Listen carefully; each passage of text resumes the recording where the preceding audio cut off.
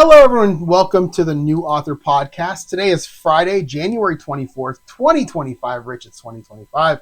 This is episode number 296. I'm one of the hosts of this podcast, Jerry Evanoff. And with me, as he is each week, is Rich Kacy. Rich, how are you today? I'm lucky to be here, considering the complete disaster we've had down here in terms of weather. At least if you watched Weather Channel, that's what you'd have to believe. But it was bad. I mean, I'm still wearing my polar fleece, but I actually had to break out the one remaining parka that I still have from my old life up in the north. And holy cow, that thing weighs like 10 pounds. I forgot how heavy those jackets are. We survived. I'm not going to focus on my weather too much because I do that every week. And other than the really cold days we had, nothing really changed. It still snowed like every day, and there's still snow on the ground. And I'm looking forward to hearing yours more than anything. So, and you still hate it? Oh God, it's so miserable. It's just miserable. That's the only word I can describe. Is like I think I said before. I'm not like a depressed person. I'm generally in a happy mood most of the time. You never really see me upset. I get annoyed every now, but you never see me really upset. I'm really just miserable the last 3 weeks. I just want it to be over. So actually, it's more like the last 8 weeks, but I just want it to be over because and I think Monday it's going to be 36 degrees up here, which is probably the warmest day we've had since New Year's Day when it was 60, and maybe that'll melt some of the snow. Oh, that'll be perfect. It'll melt, make the streets and everything wet, then it'll freeze overnight. It'll be like an ice skating rink. Pretty much probably what's going to happen. I told my dad today on my way home that today was probably the best roads I've been able to drive on in about 2 months because they were dry and no snow on them. It didn't snow. It's not on my way to work, but on my way home from work, it's all going to get messed up tomorrow, but that's okay because that's what happens. All right, let me jump into my stats from last week. And I'm going to try to do this every now and then. So for the new listeners, I wrote book 1 in the series called Manufacturing Murder. It's an amateur sleuth murder mystery. And I published it in May of 2023. I started writing book 2 and just kind of decided that I didn't want to just write book 2 and take a year and a half to do that and then publish it, and write through book 3 and take a year and a half and publish it. I really wanted to have a series that I can play with and do some marketing stuff with and bundle stuff together. So I wrote book 2, and then I decided to write the first drafts of books 3 through 9, along with a prequel novella before I actually publish anything. So I currently have books 2, 3, 4, 5, and 7 done, along with the prequel novella. And I'm currently editing the prequel novella so I can get it out there ASAP. I want to get it onto BookFunnel. I want to push it into as many promos as BookFunnel will let me push it into. And that's kind of what I'm doing. So the word count of the prequel novella is actually up 2,728 from last week to 30,748, which isn't bad considering that when I edited the first couple chapters this week, I cut a lot of words. I was going down. But I added some new words today, and I'll talk about why. That was kind of fun. I did. So that's where I'm at with the prequel. My goal was to get the editing through chapter 5. There's 26 chapters, I believe, and my goal was to get through chapter 5 today. I technically, by the number failed because I did not get through chapter 5. But I did have a really, really good week in terms of figuring out Sam's initial motivation for getting involved in his very first case 10 years before the events of book 1, which as of right now is technically his first case, but this prequel novella is going to be his first case. I had a really, really good kind of an epiphany hit me on why he gets involved, and I had to go back and rewrite pieces of chapters 1, 2, 3, and then I edited chapter 4 with all that stuff in there, and it's kind of took me into a different direction. At the moment, I'm into editing what I'm calling chapter 4.5, and actually I'm not editing it, I'm writing new words. It's a brand new chapter. I wrote a really interesting cliffhanger at the end of chapter 4 where they find the body, and the policeman turns around, looks at Sam, and Sam is wearing a necklace around his neck that's exactly the same as the dead man is grasping. And this is where the policeman basically ends the chapter by saying, okay, you and I need to have a talk now, and we need to have it downtown. And that's how the pinch point 1 kind of ends. Yeah, you said veering into a different direction. I was thinking, okay, so you're veering from mystery into science fiction or something like that. Yes, it's now science fiction romance, yes. That's right. So anyway, so I had to rewrite. So I didn't have chapter 5 as him being at the police station, so I had to rewrite I had to add a new chapter in the middle of 4 and 5 where he's at the police station answering questions. There's a thing that happens later in the book that I'm actually going to put into this chapter now. And so the next few chapters or scenes are going to be reworked a little bit as I'm going along editing. But I really like how this works. It was very funny after I edited book 1. I'm going to skip ahead a little bit. After I edited chapter 1 last week, the first thing I did is I went into our Google document for the library for our writers club, and I immediately copied chapter 1 into it, as I already know I'm going to read this to them in 2 weeks, because I'm really excited how chapter 1 worked out. It's going to sound, I don't want to pat myself on the back. I don't want to ever be too complimentary of myself, but I do feel like I'm a better writer now than I was 4 or 5 years ago. I think some of these scenes that I'm writing, I think, are more exciting. I think they're better in terms of just writing. They're better as novel chapters. And so a lot of times I'll finish writing and I'll be like, oh, that was really good, where I used to not do that. So I hope other people think that, but right now, I actually feel it, which is good. So that means, because I was writing new words today, that means my overall words for the year, again, on my quest for 145,000, I think it is, new words, my words for the year jumped 785 words, because I wrote new words in this chapter 4.5, which I will obviously renumber once I get done with the book, but right now it's 4.5. I'm up to 7,974 for the year, so I'm, what is that, 5%? I don't know. I'm going to just throw out 5% as the number. It could be completely wrong. It's Friday night. I don't want to do math anymore.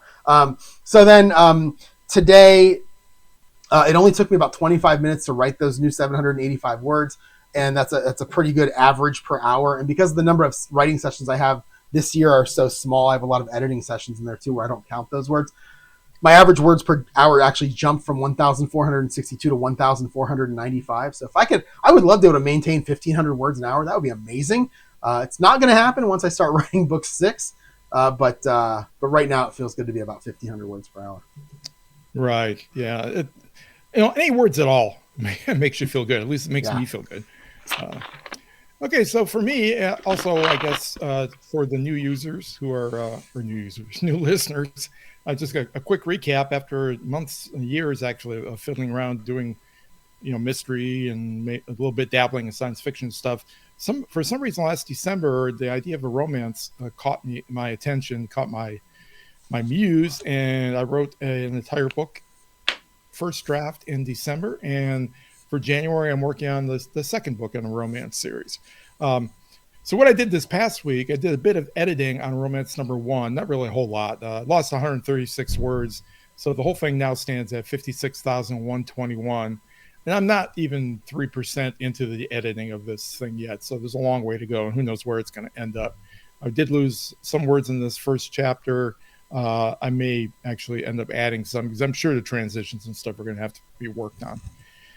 I did have a monster week on romance number 2, though. I had 14,366 words. Wow. And it now stands at roughly 26,550 words. And it's right at the midpoint of the story. I'm at 17 chapters. I just finished chapter 17 today, first draft. And it's looking pretty good. So far, I'm I want to say 13%, about 13% of the way towards my overall yearly goal in terms of total number of words. So I'm feeling really pleased about that. At least I'm getting off to a good start. Even though I've only written 12 days out of this month so far. So halfway, my 50%. My average is now 1,106 words a day overall. So it makes sense that you've written 12 of 24 days. Your target is 550, and you've written 1,100. Right. So that's double. Right. So that makes exact sense math wise. Yeah. Right. So I'm doing pretty well going towards that goal at the end of the year. As for my social media presence, the recent changes with Facebook and everything else that's going on related to social media, I just kind of got in a fit earlier in this week, and I just deleted Facebook. And then I realized, well, Instagram and Threads are just Facebook products, or Meta products. So I deleted them as well. So now I'm just left with Blue Sky. So the idea of getting to 5,000 followers overall is just kind of gone out the window. So I'm gonna change that goal. I'm gonna shoot for. I've got 252 followers on Blue Sky. It's up 12 this past week. But I'm gonna shoot for 1,500 total on Blue Sky and see what happens. I have been posting pretty regularly. I have been attracting people pretty regularly. At some point, all this social media stuff is kind of an exponential thing where the more you add, the more you get. So yeah. So we'll just see how it goes. I'm still going to shoot for 1,500 followers by the end of the year.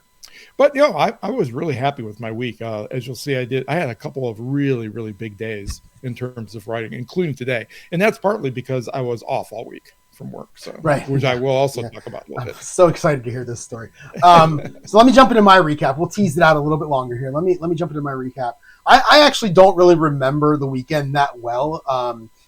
So I'm reading from the outline, hoping that the memories come back to me as I'm doing this. So I was up early on Saturday, had Chick-fil-A. Again, Mother Nature was doing that wet, rainy, snowy thing she likes to do to us, teasing us into thinking that we're going to get above freezing just before she plunges us into the Arctic. The one thing that Rich is going to outweather me this week on the podcast, except for in one place, and that's the temperature, where we were probably 20 or 30 on over the weekend before we plunged deep into the negatives Tuesday and Wednesday. So, but this was like, I'm driving. It's a wet snow. The roads were good, which was promising. So what I had done on the weekends, and I did this, I think each of the 3 days, because Monday was a holiday for us. So I would go into Novel Crafter and I would just add some codexes around the plots of book 2. And then maybe go to book 2 and say, give me a summary of 3 or 4 chapters. And I've plugged those in. So I'm slowly catching up where I'm at with these books. Just when I have a few minutes to kill in the mornings before I would take a shower and head out. So I know I did that on Saturday. I started working on book 2, getting some characters in there. I'm also really, really working on the organization of the Novel Crafter, because I'm going to end up with, 9, 10, 11 books in there. By the time I'm done, I'm going to have, over 100 characters across those books. Some of them are in the entire novel. Some of them only appear in one book. Most of them probably. Some of them appear in 2 or 3 books. So I'm really working on how I organize the codexes, because you can add custom headers. So it's not just locations, characters, objects, lore, and whatever else they have. You can actually go in and add your own custom headings. So I have 0- book summaries. And this is where I'm putting the book summaries for each. Then I have 1-, and this is how I'm getting the stuff that I want at the top by sorting it. So 1- is after 0-, sorting wise. So I have 1-, and I just have protagonists. That's where my main character is. Then I might have 2-, the employees, the co-workers of Sam, and I've got them in there. And then I've got, characters on the boardwalk, which is going to appear in 2 or 3 books, and South Plainfield Police, which it might appear in 1 book, maybe 2. Savannah Police, which could be in 5 or 6 books. So I'm really trying to group these people together and what makes the most sense, so that I have a nice organized codex by the time I'm done. And this is going to be what ends up being my story Bible. I've been looking and talking about how to do a good story Bible for years now on this podcast. I've even talked to ChatGPT about designing my own software that does it. But I think this codex is going to be what ends up being it, because once it's in the codex, you can then talk to the AI about it without having to copy and paste, descriptions of everything, characters and locations into the AI, because it's already there. And that's my favorite thing about Novel Crafter is that. If I could really quick give you a couple of cons about Novel Crafter. Number one, sure. the biggest, and they're not, believe me, they are nothing. They are tiny. The biggest one is the I don't like the writing screen. You can go into focus mode, but when you go into focus mode, you still have a bunch of stuff across the top, a bunch of stuff down the left, and there's no real easy way to get from chapter 1 to chapter 2 that I've found so far. I mean, last week I came on here and complained about the fonts, and then immediately found out what my problem was and fixed it all. So who knows? Tomorrow I could fix this too. But there's no real easy way to get from chapter to chapter. You have to I'm in chapter 1. I have to click the right, drop down. It drops down. I have to click on right. Then I have to find the chapter, click on the chapter I want, and then it takes me to that one. That's one thing I like about Scriveners. Everything over on the left side, I can just click, and I'm moving around. So that is one thing that I do have as a con. Just the focused writing screen is not that good. The second con I would have, and again, I haven't looked into this. Oh, go ahead. I'm thinking here, there is a way in Novel Crafter to have it as in Scrivener, to have it just a constant stream of all the chapters. Yes, you can do that. Okay. Yep. Yeah. Yeah, I don't want to do that though. That's just having a giant Word document open. Okay. And I'd rather. I mean, if I could do it and have a table of contents where I can click to get to chapters easily, then I'll be all for it. But you can't do that. So the second one, and again, I think this is something I might be able to figure out how to fix, is that there's no good spell checker in there. For whatever reason, my browser spell checker, if that's a thing, is not finding misspelled words. I'm going to put the Grammarly Chrome extension back in and see if that fixes it. It probably will. But right now, I'm basically doing my writing in Novel Crafter, and then I'm copying it over to Grammarly, where I'm finding way too many misspelled words because I'm just typing. I'm not seeing them. And if I could see them while I was typing them, it would be a lot easier once I get into Grammarly to fix them. Those are the two real things I'm thinking about now. When I got to Chick-fil-A on Saturday, I was looking into this focus mode because I was trying to figure out how to clean up my screen a little bit. And it turns out up in the upper right-hand corner where the focus mode button is, there's a little fonts button. And this is something I didn't see, and this is what I complained about last week. And I went in there and I made so many changes to the layout in terms of the font. I can now center everything how I want. I was talking last week about the way that the screen. Man, I don't even know if I can pull up what that font column is called. Let's see if I can find it. But I was able to fix the font size, which I like, the line spacing, all of this stuff that I didn't like, I was able to go in and fix, which is great. And it makes me think that the Novel Crafter people it makes me think that they're like web developers like me, the people who are creating this, because it seems like they've thought of all of these things that could be a problem. They've kind of thought of all of them and made it easy for you to fix. And I'm trying to find, here it is. So format. So it says format. It's up in the right-hand corner. It says format, and if I click on it, it's the paragraph spacing. Is that it? No, I'm sorry. It's the text align. There's two options. There's everything lines up to the left, and then as you type, it moves across the screen to the right. And then there's one that everything kind of lines up on both sides of the screen, and as you type, it's moving words around. That's what was very frustrating to me. Oh, I see. And I was able to fix that with this. I'm all over the place now with the screen here. Oh no, I think it's okay. Yeah. So I was able to fix that last week at Chick-fil-A, and I think I spent about 10 minutes going through looking at every font option I had, how it looked. They have a whole bunch of different fonts, and I found one that I liked. And then I think I immediately sent you a note that said, "I fixed it. I'm so happy. This is the greatest day of my life." So then after that, I went through and I asked the AI a few questions about chapter 1, and it's the thing that I like to do, and you've done it also, where you say, what are my strengths and weaknesses in this chapter? And then I'll ask it for different, I think one of the things I did was I asked it for all the objects that the reader may see and wonder if those things are going to come back later. And then I added codexes for each of the things that I saw that, Sam's breakfast was one of the things that brought up, well, that doesn't matter to me. His breakfast means nothing, but the necklace around his neck is a big deal. So I added those into the codex with the idea of, as I'm editing this book, make sure those things get answered if they need to get answered. It's a way for me to remind myself, hey, these are things that the reader may see and want answers for, and most of them I'm going to have to answer. Some of them I'm just going to throw away because maybe they mean nothing. But so I did that for a little while, and then I went into Grammarly. I copied it into Grammarly. I edited it back and forth, and then I copied it into the Writers Club folder so I could read it in a couple weeks. Then I went on to chapter 2. Did the same thing, asked a few questions, did all that good stuff, edited it. Then I went on chapter 3, same thing. And it having the AI built right into the app is what makes this really easy. Again, I don't have to worry about copying and pasting back and forth between ChatGPT like I have in the past whenever I'm doing any kind of editing. And it was great. I mean, again, I still have a couple issues with their screen. Part of it is because I'm working on a 12-inch laptop. And, if I'm on my what do I have in there? A 30... I don't know what it is, a 36, 39-inch, 38-inch ultra-wide monitor. It looks great. But, when you're on a 12-inch monitor and you're squeezing everything together, it makes it a little rough. So part of it's on me.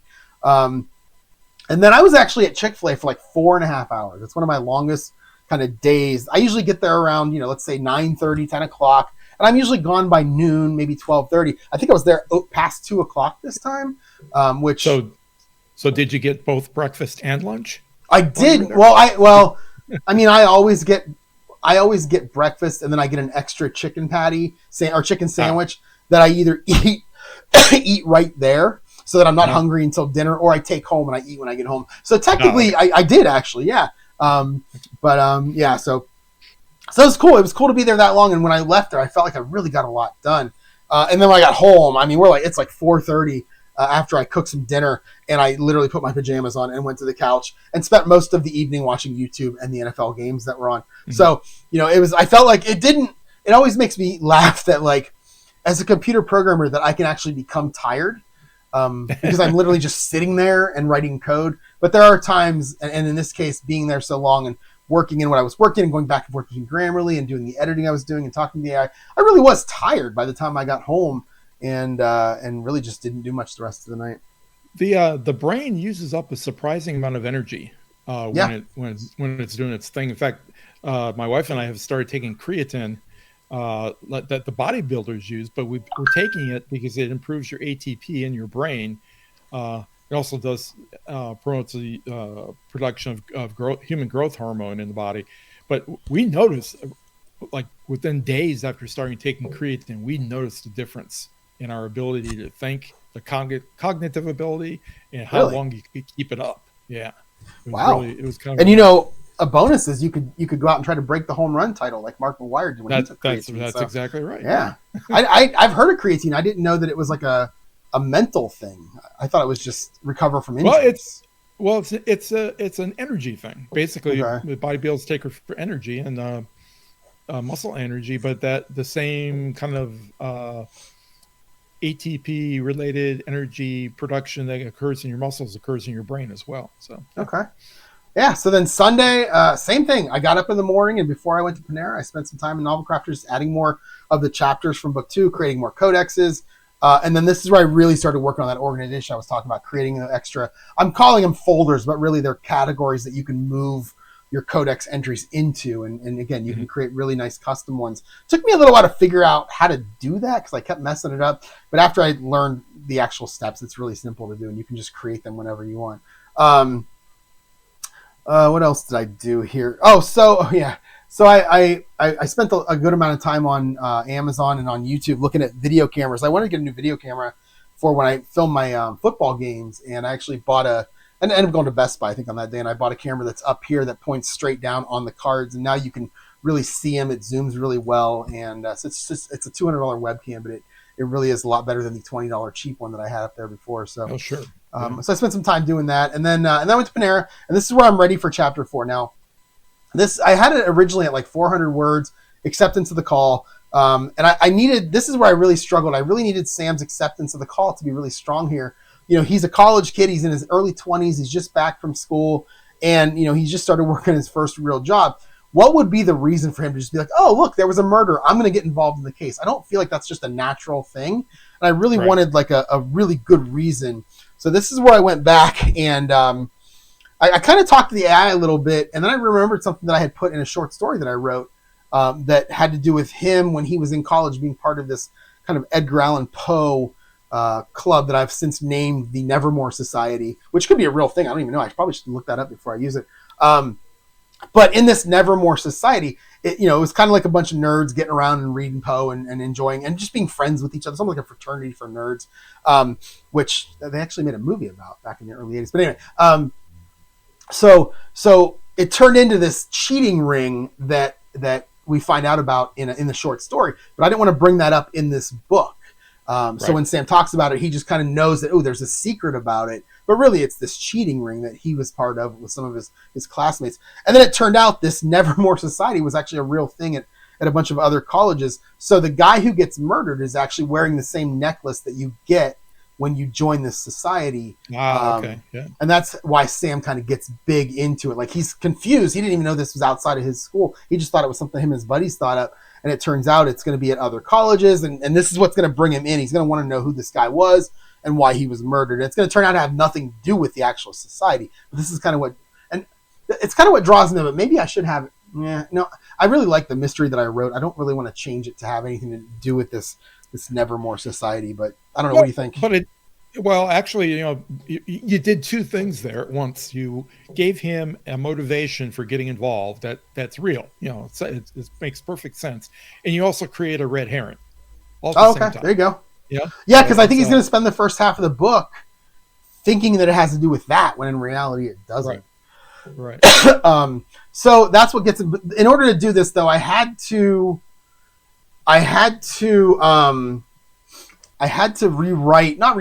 go re-edit chapters 1, 2, and 3 from the previous day, and I had to make the necklace more important than it was. He noticed it in chapter 1, but that was it. That was the end of it. And I had to make it more important than it really was. So this is so before I could do anything, I had to go in and work on chapters 1 through and 3 yet again. And I had done that spent all that time on Saturday doing it. Well, then I spent a whole bunch of time on Sunday doing the same thing. So, so this again gave me that more of a sense of urgency for Sam going into chapter 4 when the body's discovered. Yeah, and I think that was probably time well spent, because it sounds like they'll make the opening to the story much stronger than what it was before. Yeah, and I think because it's the first one, it's 10 years before book 1. I mean, in book 1, yeah, he does it for a girl, but in like book 6, he's already done this 5 or 6 times. So the acceptance of the call is really just going to be, yeah, this is what he does. Now I want to make it a little stronger than that, but book 1 really, really needed to be strong. So it'd be like going back and watching the first, episode of like Psych and seeing why the character James Roday, I don't remember what this character's name was. Sean, his name is Sean in the TV show. I don't know if you ever watched that show, but like, no, I've never seen it. It's a really good show. James Roday, I think it's Roday Rodriguez is his name now. Dule Hill Corbin Bernstein's in it, and it's about a kid who fakes being a psychic in episode 1 because when he discovers things about the murder, the police suspect him, so he has to pretend to be a psychic. But he's actually just really good at noticing things. His dad was a police officer and taught him as back when he was a young kid, to start noticing things, and it turned him into like a really so he pretends to be a psychic throughout like the 9-season run. I think it was on at the same time as Monk. They were kind of on back to back a lot of time. Oh, okay. So, but when you go back and you look at that, he needed a really good reason that very first episode to get into the mystery, and in this case, it's because the police thought he was the bad guy, and he had to then figure out who actually did it. So I think that's right. It's been a while since I watched it, but yeah. So that's where I was. So I then went in and rewrote all these things. Well, then it was funny. I went into chapter 4. Well, this was Monday. So Sunday, I spent a lot of time in 1, 2, and 3 making all these changes. There again, I was there for a while. It's the first Sunday where I wasn't home by like 1 o'clock to watch football. I think I got home like 1:30, 2 o'clock because I was at Panera for a while, just getting this right. But the important part is that you did get back in time for football. I did, because it didn't start till 3 o'clock, so it worked out well. Exactly. Yeah. So then Monday, man, this cough was gone for the last 2 days, and now it's back. It's probably because I'm talking a lot. Monday we had no work. It was Martin Luther King Day, and we did not have to work. We had a holiday, so I started the day by digging out of yet another snowstorm. Again, Mother Nature saying, "Hey, I know it's going to be in the negatives the next 2 days, so let me put some snow on the roads for you before we dive you down where the salt won't work in terms of melting it." So I did go to Chick-fil-A, and this is where I really started working on chapter 4. I needed to tie Sam to the victim. This is where this necklace did this. So in this one, I had him find the body. I added the police. The police weren't there before. The chapter had ended before with just them finding the body. But what I wanted to do is I wanted to have the police there right after he discovers it. And then I wanted them to think that there was a connection between Sam and the body. This is where this necklace came in. And then I do have it ending with the police. So they find the body. They find the necklace on the victim. The policeman looks over at Sam because they had talked earlier in the day about it. Sam kind of holds the necklace up from around his neck, and that's where the policeman's like, okay, we need to have a talk. And that's kind of how that chapter's. And I think it's really strong. I really like the way it worked out. But I ended up adding 1,000 words to this chapter 4 by doing this. Now, I didn't count this in my new words, even though I probably should have. I counted this more as edited words than anything, even though I tripled it basically, or more than tripled it. But by the time I was done, I had 1,400 words. I'm very happy with the way this chapter. In fact, there's a chance I read this chapter instead of chapter 1 when I go to the Writers Club. We'll see. I still got 2 weeks to figure that out, but we'll see.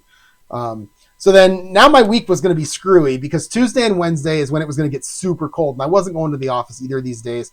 So Tuesday I worked from home.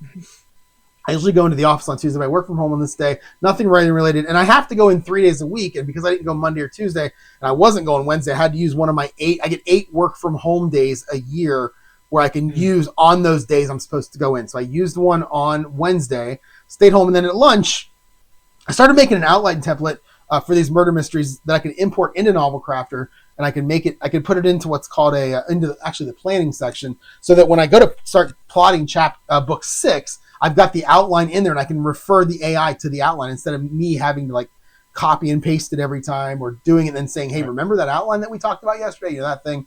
Again, that's the strength of Novel Crafter right there. And I spent a good hour making this outline and then importing it in. And I didn't like any of the templates that they had because Super Editor C had given me a specific template back when she did the developmental edit of my book 1 for me. And I really wanted to use that instead because I really like how it's a 3-act structure, but there's specific points in the story where things should happen that I always end up changing around, but it's a good template to start with. And then later in the evening, nothing writing related. This is where it's actually, when I woke up Wednesday morning, it was -12. And with the wind chill, it was like -25. Now, we really didn't get any snow through these Tuesday and Wednesday. I think this is where you're going to talk later. But it was so cold that you couldn't even go outside. Like, I would let Max outside and just be like, dude, you got 30 seconds, and then I'm coming to get you. And he was smart enough to go, yeah, I'm going to take 15 and I'll be back in. He knew it was freezing cold outside, so really didn't go outside much. Thursday, I was back in the office. This is at lunch. I looked into chapter 5. But I kind of knew this was coming. So this is where I started editing chapter 5. I knew it was coming, where I had made these changes in the plot where I got the police showing up, Sam ending chapter 4 with, okay, now we're going to go talk for real this time. But chapter 5 had nothing to do with that. So I knew I had to create this chapter in between 4 and 5 that had Sam at the police station for the first time, being interrogated more than just being friends. This is the first time he's really met the police officer. The police officer knows his family, but this is the first time he's met him. So he's really being interrogated in an interrogation, not in a mean way. The police officer isn't a jerk, which maybe that would have made it a better chapter. I did want him to be very suspicious of Sam, though, and I hope I kind of worked on that a little bit. But I knew that in order to make this happen, I was going to have to do some more plotting. I was going to have to figure out what chapter 4.5 was going to be, what was the conflict, what was going to be the inciting incident. I just couldn't write a chapter where Sam answers questions. That'd be really boring. So I brought in this other scene from later in the book, 3 or 4 chapters later, where Sam meets someone who's going to become a antagonist, even though it's not the villain of the story. He's going to be an antagonist to Sam, and this is where they meet for the first time. And so I did a lot of plotting of that yesterday. And then again, in the evening, nothing much. I played my football game, nothing much of anything. But then today when I got up, Mother Nature was like, ha, ha, ha, the temperature is getting back to warm, so we're going to make it snow on your way to work. So it was a blizzard on my way to work. It was wonderful. And but at lunch this time, I really started writing that chapter 4.5, which, again, I did a little more plotting, and then I had about 25 minutes to add the 785 words to it. And then so tomorrow I'll pick up right there and continue working on that chapter. Then I'll get to editing chapter 5 once I get this one done. So I'm on a good path. I'm really happy with the additions and the changes I made to get the opening stronger. And tomorrow I'll just pick up from where I left off a couple days ago. And that was it. That was my week. That's good. That's one of the things about editing. You can put in a lot of work and make a lot of really significant changes to improve the story, and it won't show up in words. Yeah. Because you're basically rearranging words more than anything. Right. else. At the end, you've got like I spent an hour and a half, and I've got +12 or -10. Yeah. Good job, me. Exactly. Yeah, exactly. Well, my week, last Saturday and Sunday, I had to work at the library. I didn't have much time to write there while I was at the library for a couple of reasons. One, we had quite a rush on Saturday and Sunday because people were coming in. I kid you not. We have a limit of 15 DVDs that you can take out at one time. People were taking out 15 DVDs. And we got a limit of 50 books. And I saw some people hauling carts around that probably had at least 25 or 30 books. So they were thinking that, the storm that was coming was going to hold them up in their house probably until June or something. I have no idea what. I guarantee if you look out the window at their cars, there's toilet paper stacked in the back seat of every one of them. There probably is. There probably is. So I did get a chance to do a little bit of editing, and that's on that romance one, and that's when I did it and lost those few words. But it was okay. In the evenings on both Saturday and Sunday, I didn't do anything at all, except probably try to talk Tammy down from the ledge of having to get out and cover and protect everything. Monday was Martin Luther King holiday. And I actually had this whole last week off, and I knew last Friday that I was going to, because Monday I knew it was a holiday. Thursday and Friday were my normal days off for this week. And last Friday late, I believe I even mentioned it on the podcast, they had called the library closed for Tuesday and Wednesday. What I didn't know is that they were also going to close it Thursday and Friday. So they still have not opened up since the storm came. But it was Martin Luther King holiday on Monday. And we started that day, me and Tammy, by finishing the prep for the wicked cold for us that was heading our way. Can't even touch the kind of minus temperatures that you had. And that basically, involves the things you guys probably have to do normally every fall, which is drain all your hoses and your irrigation lines. You have to insulate the external faucets. And for us, we covered all the plants that we didn't want to lose if it got super cold and stayed cold for a long time. Because at that point on Monday, they were predicting it to be 20 or below at night for like 5-6 days in a row. Wow. Now, we didn't actually get that. Okay. But if you get that kind of a long streak of such cold weather, and you really can't protect your plants, even by covering it. But we covered the things we didn't want to lose anyways. And Tammy actually went around and took a bunch of cuttings from stuff, and she's now got a whole plant shelves under lights in here with these little cuttings that she's starting new plants from. She's got a plant sperm bank in your house. I love it. Yeah, essentially, that's what it was. Well, so we did that in the morning, and then around noon, I headed over to the Lighthouse Coffee Shop, and I actually kept my butt in the chair for a little over 3 hours and managed to pound out almost 5,000 words in that 3 hours. It was amazing. Normally you go to a coffee shop and I'm looking up or I'm listening to conversations and stuff like that. But I just focused. I didn't even have any headphones. They did have a live musician there. Really? She was singing folk songs and stuff. And I think that kind of just got me in the groove for doing the romance. It was kind of interesting. Yeah, okay. Yeah. I think it was because they knew it was a holiday. They knew a lot of the kids were going to be, or a lot of the students were still in town. In fact, classes were supposed to start this past week, and I think they did start at LSU. They just did it online, started them online. So yeah, they had the little musician. So yeah, it worked out really well for me. And then I think Monday was the day, right, that we tried that new recording system for the podcast. So wasted an hour or two doing that without much luck. And then that evening I started reading a new book. I actually joined last weekend, maybe Saturday or Sunday. I joined NetGalley as an ARC reader. And do you know about NetGalley? But it's a service where traditional publishers and independent publishers can put their books on there, and the readers who belong to NetGalley can then essentially look at ARCs. And the deal is you get access to the ARC, but the majority of books that you take, you need to have a review out by the time the book is published. And when the book is going to be published because it highlights that, it flags that on the book that you're checking out. Like the one I'm reading right now, I think it's supposed to be published actually March 8th. So I'll have that done before the end of this month. I chose the first one because it was indie published. It was a mystery.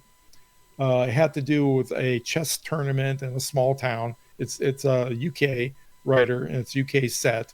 But to be honest with you, I'm not really digging the writing, and I can't really put my finger on why.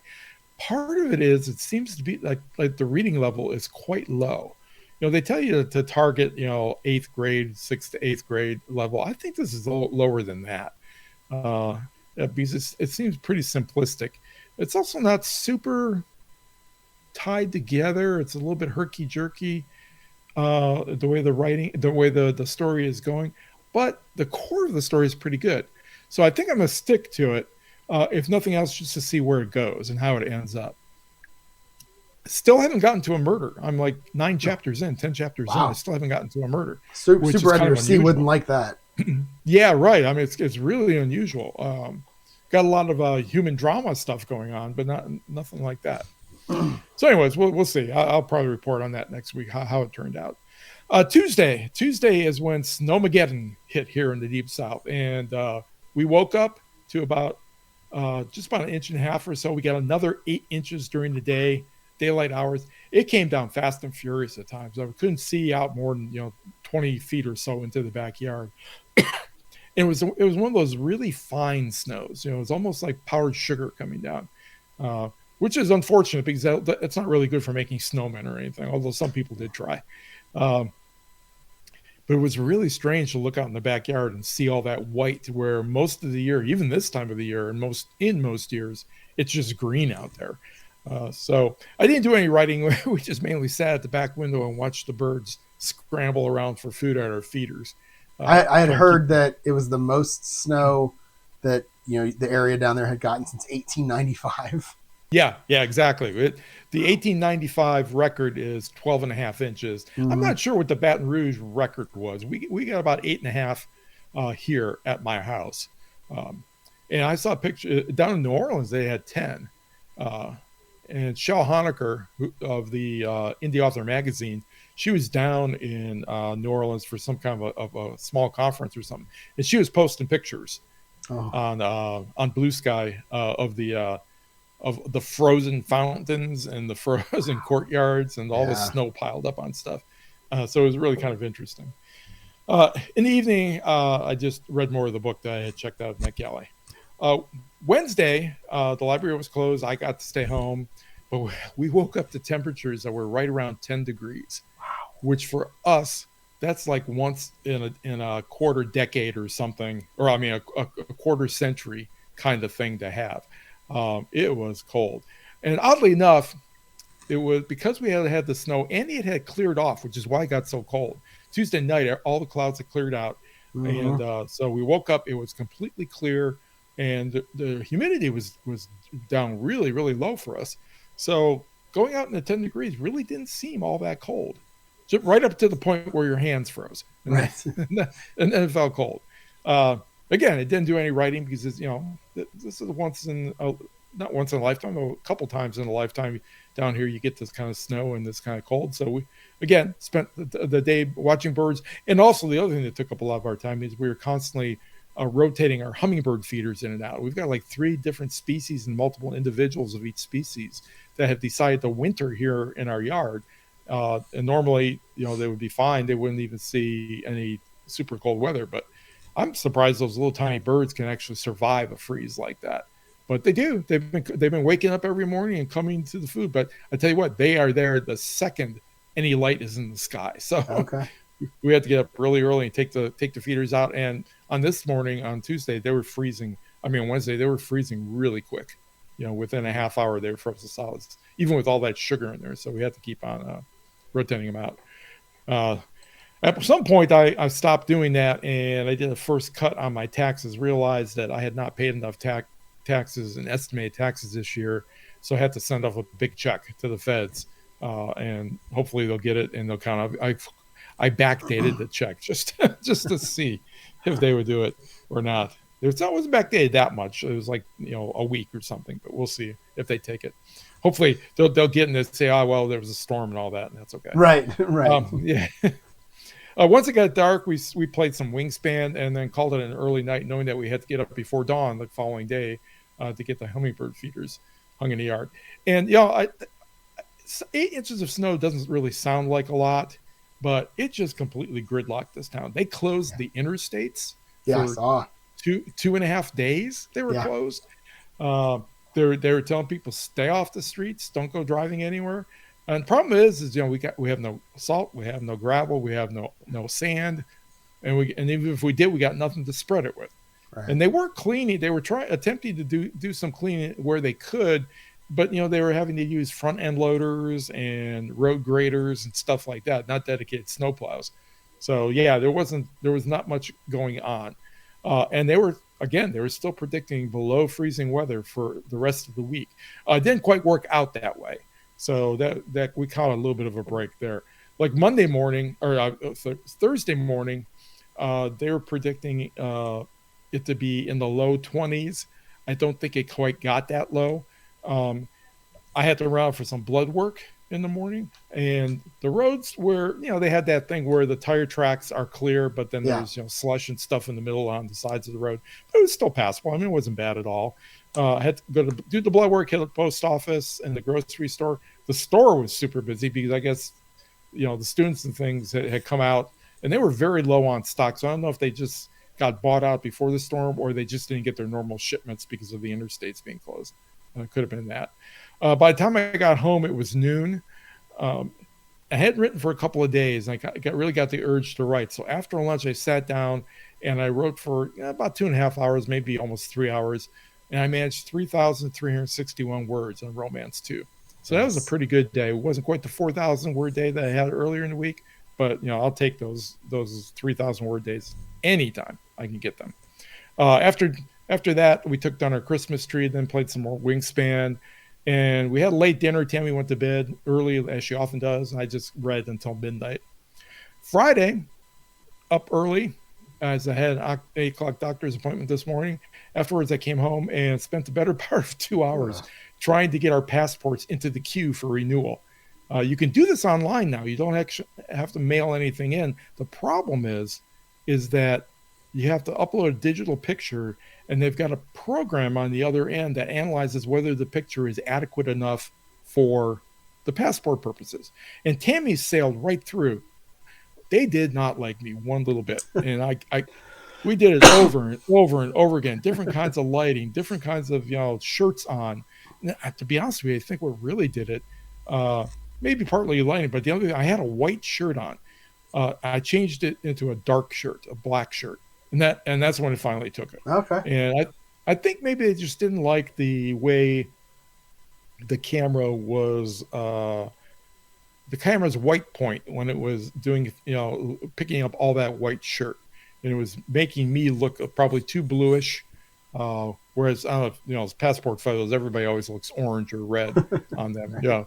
But we finally got to the point where we could do that, and I actually got it all sent in. So now we're going to cool our heels for 6 weeks. It was pretty funny that my son, my wife was talking to him the other day on the phone, and he goes, "Are you guys planning on leaving the country?" So, yes, it's the question. Like permanently. And no, we're not, at least not right at the moment. But it's always good to have your options open. And then I made a salad today at lunch. We had lettuce that I had picked earlier before the freeze in the grow bags I have outside, which are covered up against our window in the back. Hopefully they will have survived. We haven't looked at them since we've covered them.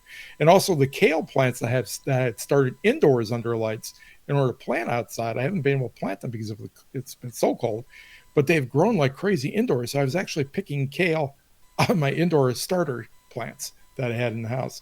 So we had a fantastic salad with kale and lettuce and tomatoes and feta cheese and Korean barbecue spam. I don't know if you've ever had. I have not. If you've noticed at the grocery store, but spam now comes in all kinds of flavors. Oh, I didn't know. The Korean barbecue spam is the best kind of spam. It is really, really good. So if you see it, give it a try. You might like it.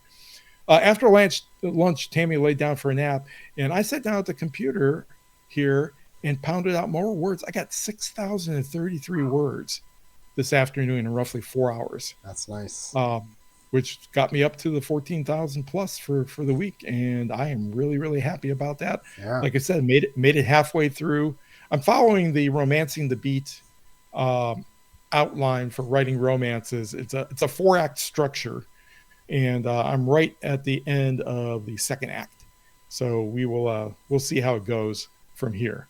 But now that we're recording, after we're done here, we're going to have dinner. I'm going to make us a stir fry, and then we're going to probably either play some more Wingspan, or if Tammy wants to go to bed early, I'll just do some more reading on that book. And that was my week. We had some snow. We had some fun in terms of the birds and everything, and surviving it. And me being from the north, it was kind of funny to see people completely freaking out over it, and everybody just hunkering down. And even my wife was a little bit, she didn't even really want me to go out on Thursday to do my blood work because she was worried about the roads, and not so much about me on the roads, but about everybody else on the roads out there. But we survived it. And I don't have anything new to talk about in terms of my running list of future things to do. It's still the Future Fiction Academy. I did peek in on a couple of courses. Didn't do a whole lot this past week with them, but they have a course on using AI to help in developmental editing, and so I was playing with that a little bit. That was kind of interesting, and I've actually kind of used it a little bit as I've been writing this week, just to kind of keep track of exactly where am I in this Romancing the Beat outline. And it you can drop your in their Rexy GPT that they have. You can drop in your entire story up to the point where you're at, and then just ask it to tell me how do these chapters match up against what the outline, where I think I'm at the outline, and what am I missing?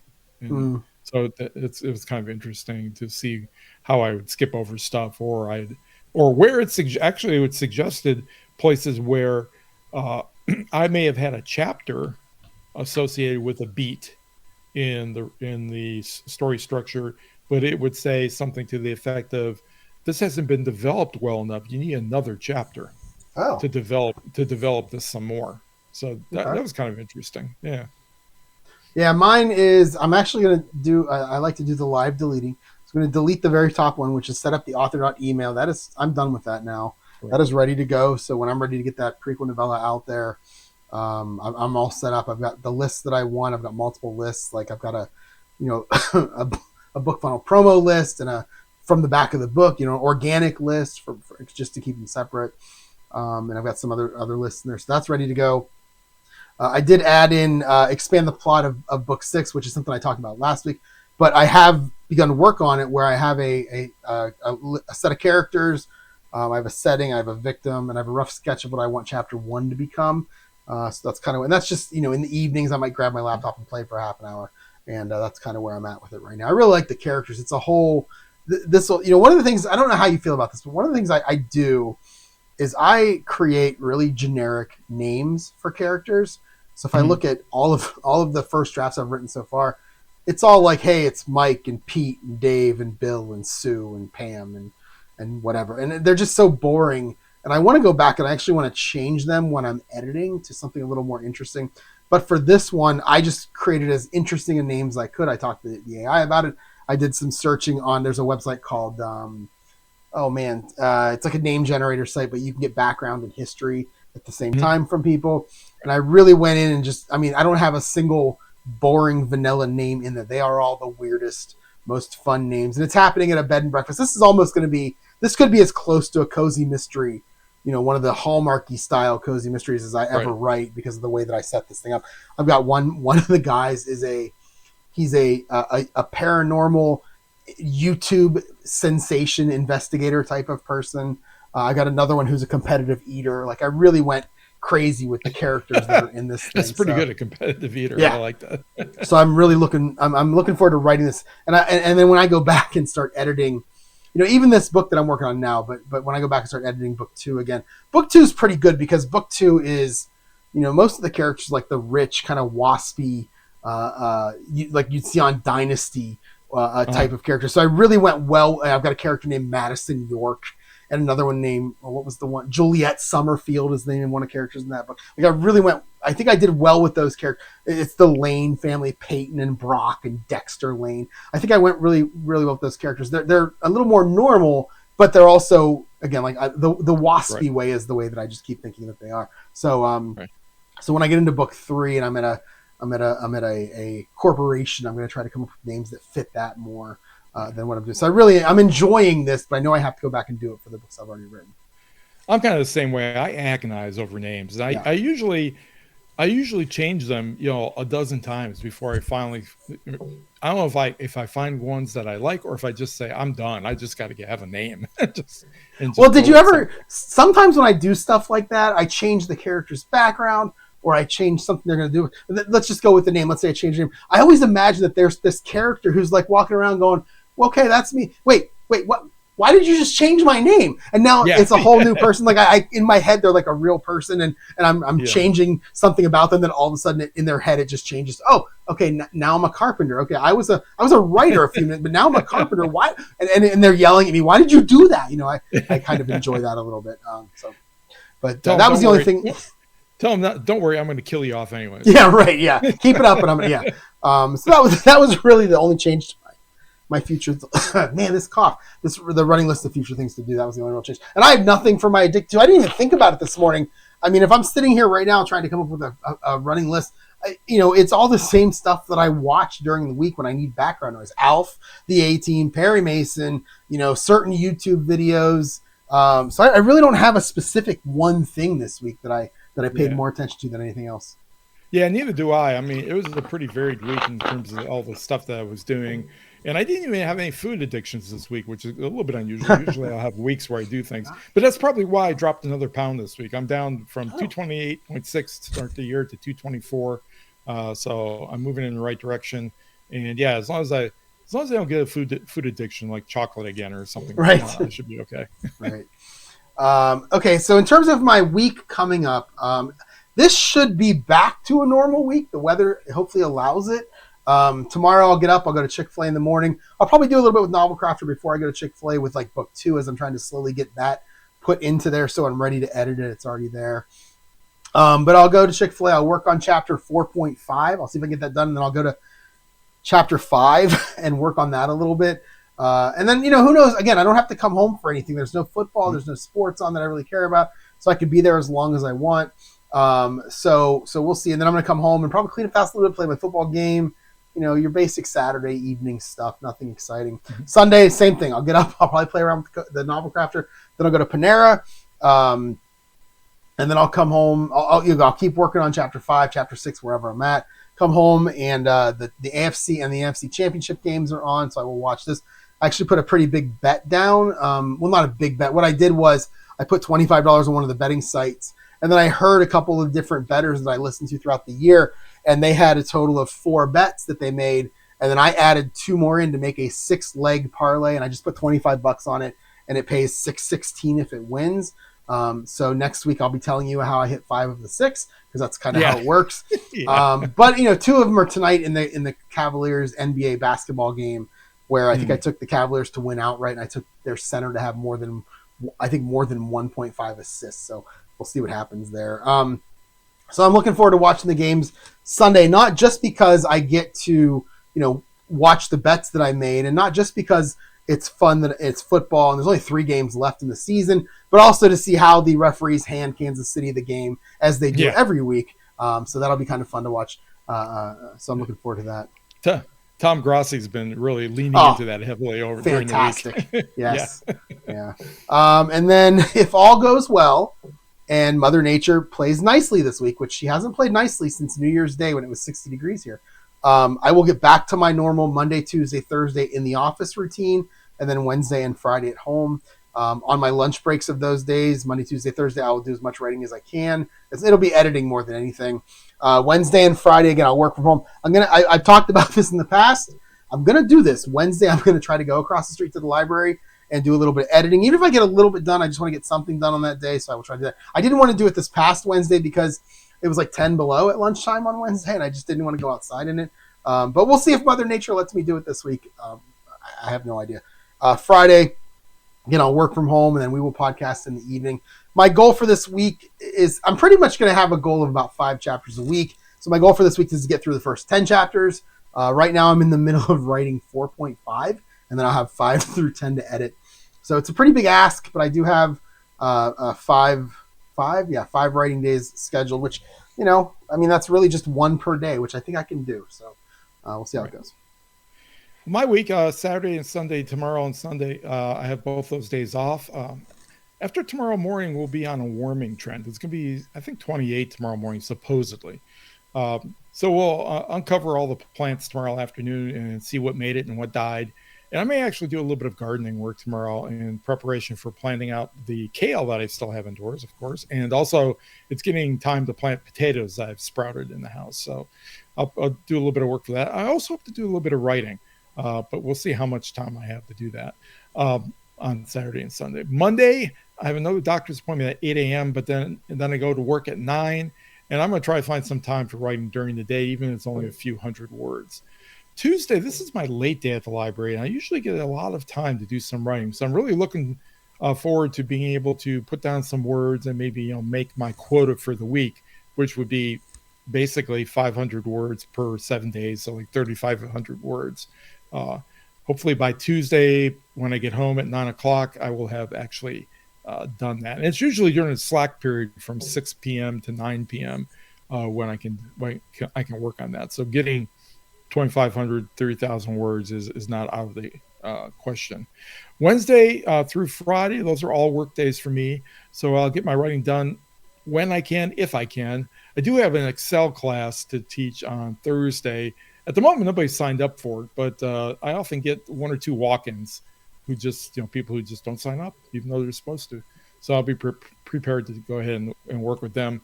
One thing I have noticed is that, and I may have been talking about this before we started recording, I've noticed that both with the longer days and with the fact that I'm taking creatine supplements, that I'm getting more and more energy.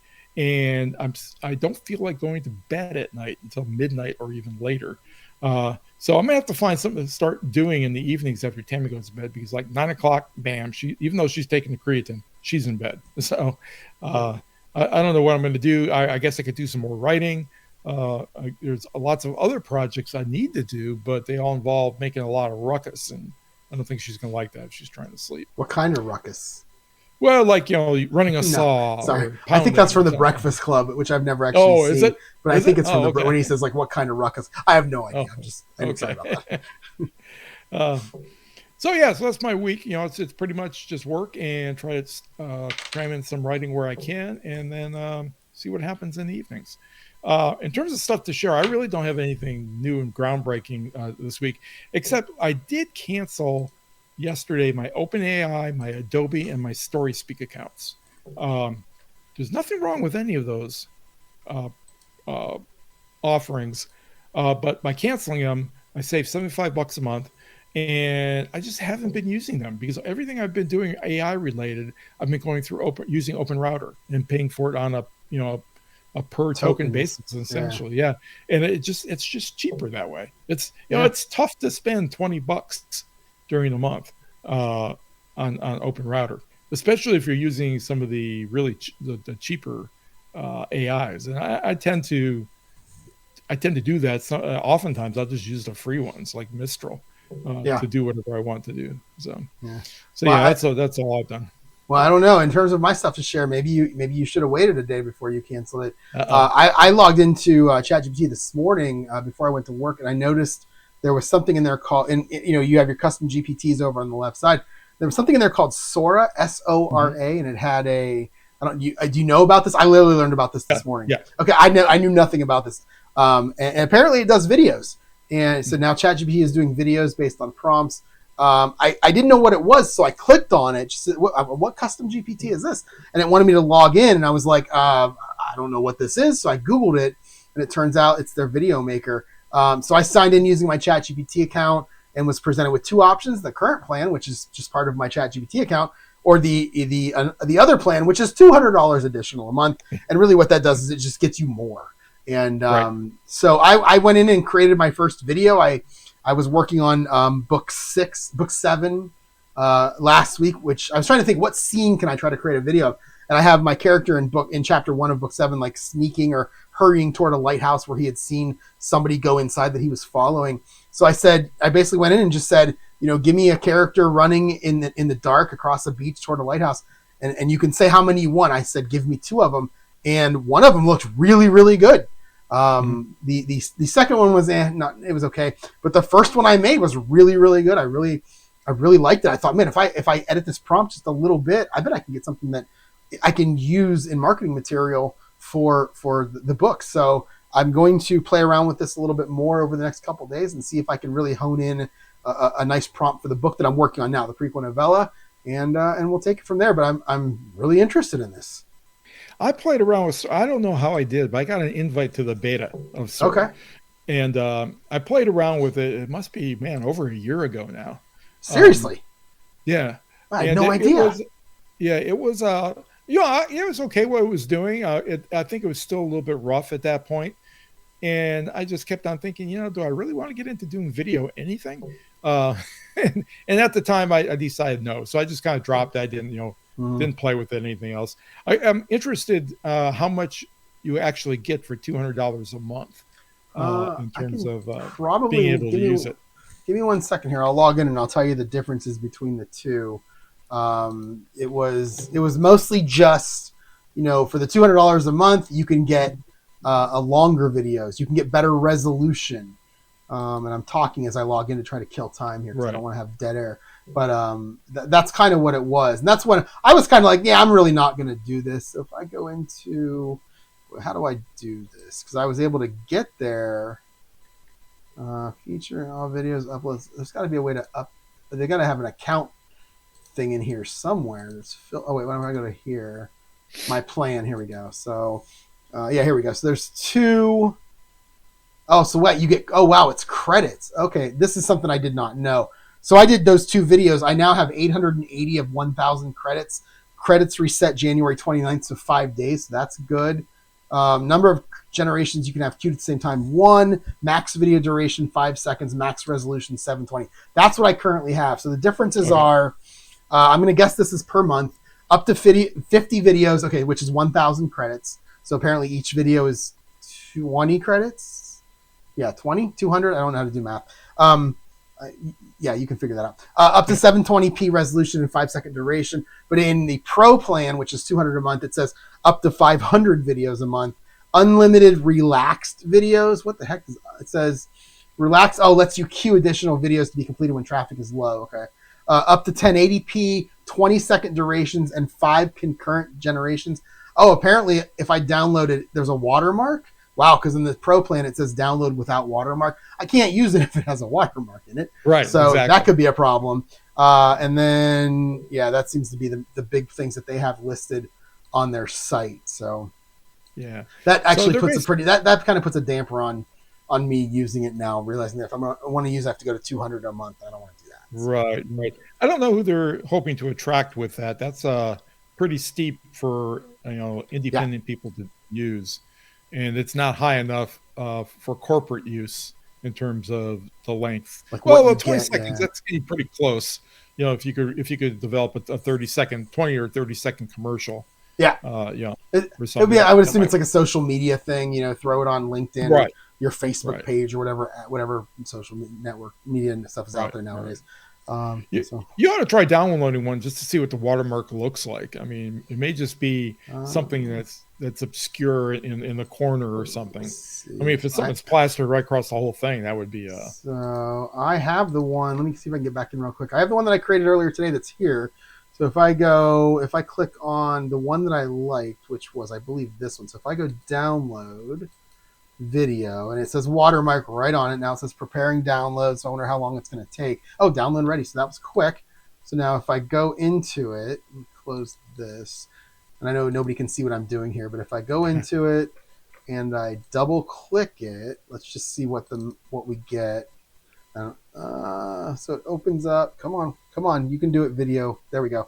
The watermark is down in the lower right hand corner. It starts out as a series of about 10 lines that are line.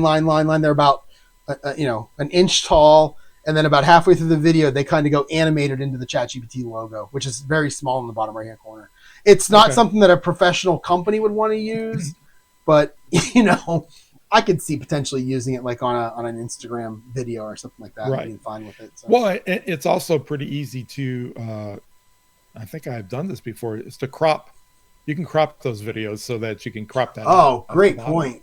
Yeah, that's true. In fact, I have a video editing. What I might try to do is I'll throw this at the end of the YouTube video.